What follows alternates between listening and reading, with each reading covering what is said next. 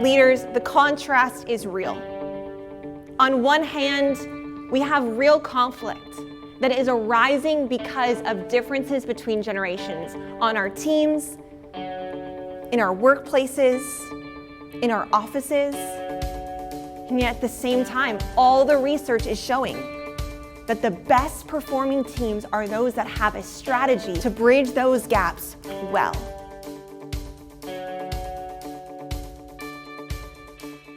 I want you to picture that you are at one of your staff meetings and you are leading the conversation.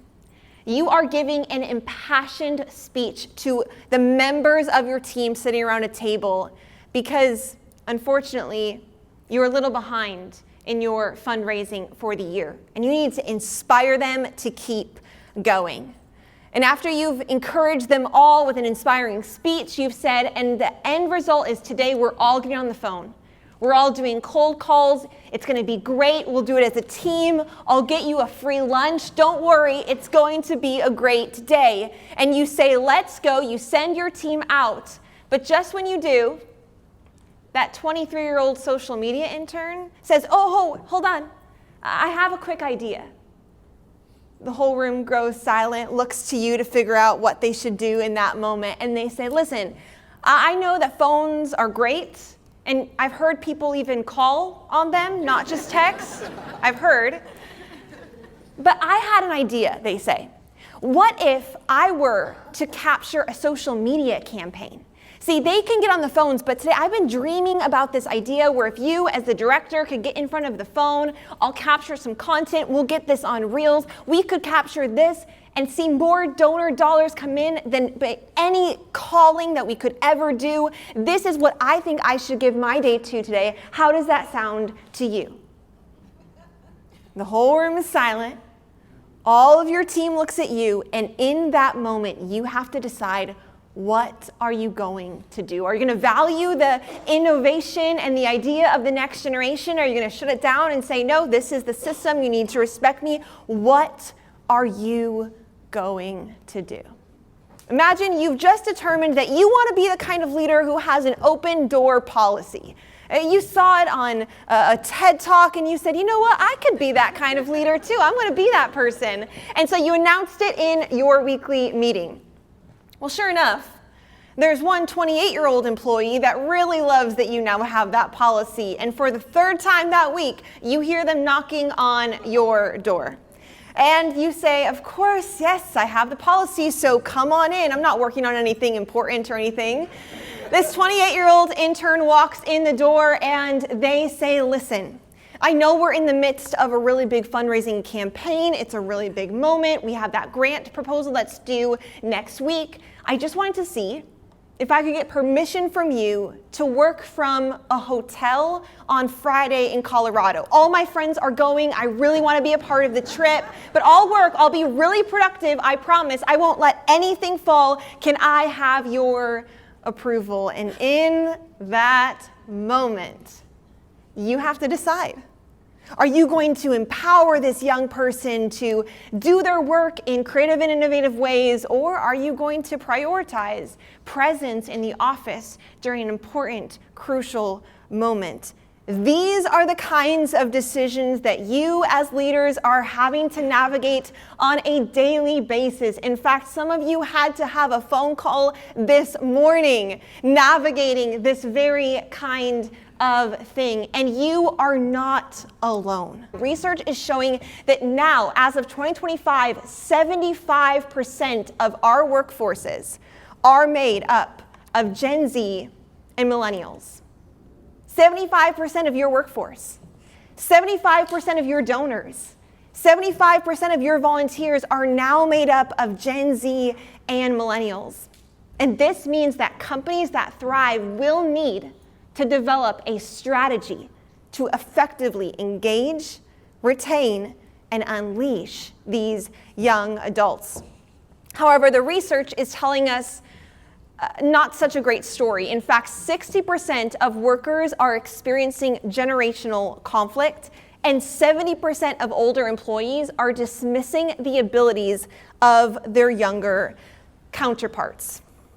we have to recognize the tension is real.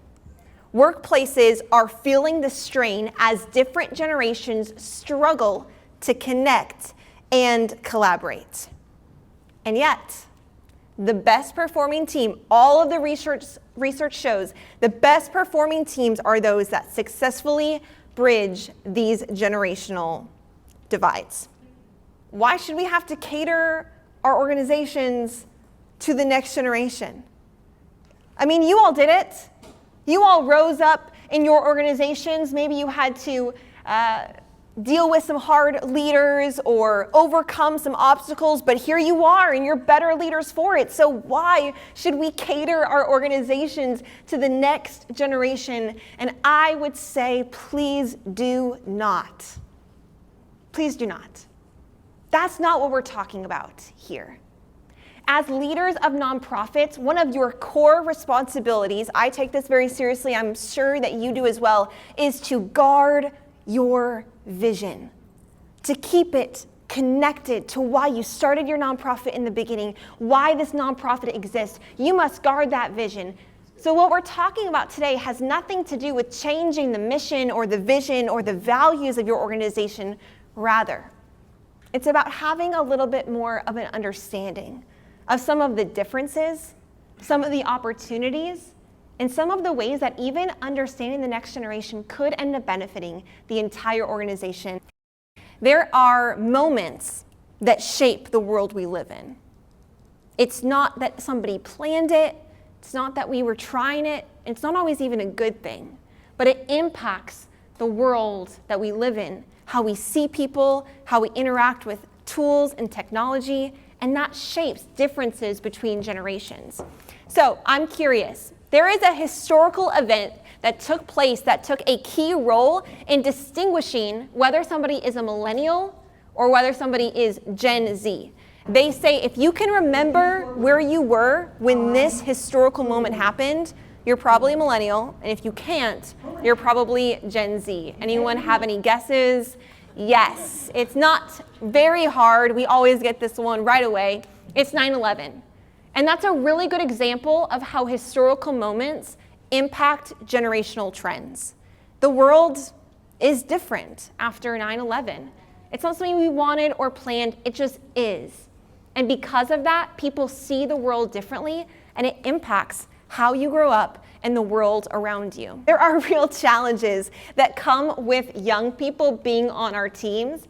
And before we get too far in this conversation, we want to let you guys express that. If we can get that off of our chests, I find that we're way more open when we go into the next part. So let's go ahead and just feel some solidarity in the room. If you've been holding on to that one experience and you need to get it out in the open, go ahead and share, and we'll see. You might even find you see some common trends.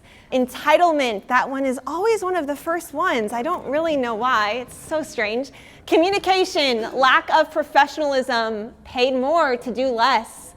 Taking initiative, lack of commitment, a lack of work ethic, a lack of discipline, the phone usage. Gen Z, if you're in the room, it's okay. We're going to talk about how great you are next. It's going to be all right. But also, I just want to acknowledge that many of these things are true. We're not going to pretend that Gen Z is perfect. We're not going to pretend that millennials have never done anything wrong. We recognize we do, and on behalf of my generation, I apologize for all of that. But what we are going to talk about is how we can understand where some of these things might have come from and how can we leverage, empower, and coach them through this as well. Gen Z, they also inspire us. They bring life into our offices and onto our teams. They remind us of why we got into this work. I would love to hear from you. They're fun. Yeah, they are fun, aren't they? They can be really fun. Creative, enthusiastic, fearless, energetic, creative, tech savvy. That's right. I love all the creativity I'm seeing up here. You're going to see they have a passion to change the world, fresh ideas, creativity, innovation. They see a world of possibility. This is beautiful. Look at all of these beautiful qualities of the young people that we get to serve with and serve alongside. This is beautiful. This is so important for us to remind ourselves that there is so much opportunity in store for us when we partner well with the next generation. That's why my team and I at Distinct Consulting, we came up with these 10 principles of effectively engaging the next generation on your team and in your workforce. And while all 10, I think, are valuable, we're only going to have time today for 3. The rest of the 10, you can learn a little bit more on our website on that assessment, and we'd love for you all to check that out as well. So, are we ready to dive into principle number 1? When we as leaders choose to exhibit these 3 values, when we truly step into them, when we believe in small beginnings, when we mentor for mission, and when we collaborate with creativity, we create spaces where young people can show up, and they will not just stay in our organizations, they will rise. And they can take those organizations and those missions farther than we may ever have imagined. Because here's the reality. The young adults in your organization are not a problem to manage. They are a force to be unleashed for good. And when we as leaders step up in this way, we have a part in that. We link arms across generations, and we keep charging forward to see the world transformed. Thank you so much.